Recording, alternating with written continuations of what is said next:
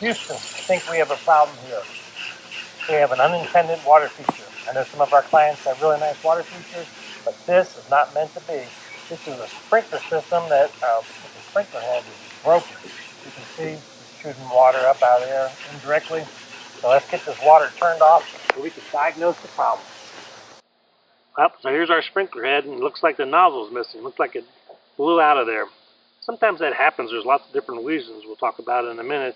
But basically all I need to do in this case, it looks like, is take the nozzle, screw it back down on the sprinkler head. Might have been some kids playing with it, or maybe it just wasn't put on tight to begin with. Sometimes I wonder how these issues actually arise, but there's always seems to be some issues, and we're here to take care of them for you. So let's talk about some of the other reasons why sprinkler heads get broken. And people have their lawns aerated, and sprinkler heads aren't marked, so the lawn aerator can hit it. Sometimes the heads, as they get older, they don't retract all the way, so they're up a little bit. You come by with a lawnmower, and that cuts off the top of them. Believe it or not, even during winterizations, when that air pressure hits them, it can pop the tops off of them. Any type of construction, digging, any type of work in the yard can break the top of the sprinkler head. In most yards, if you think about how many sprinklers you've got, that's a lot of opportunity for broken sprinkler heads.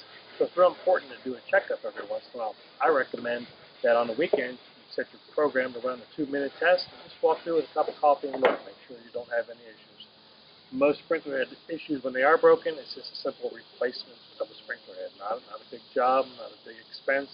But if you don't do that, you'll be wasting a lot of water. Sometimes the flow of water can do damage to the bed as far as erosion and washing your mulch out. So get out there, run through your sprinklers, make sure it works properly, or call us and we'll come out and go through it and do a system inspection for you and fix up any broken heads.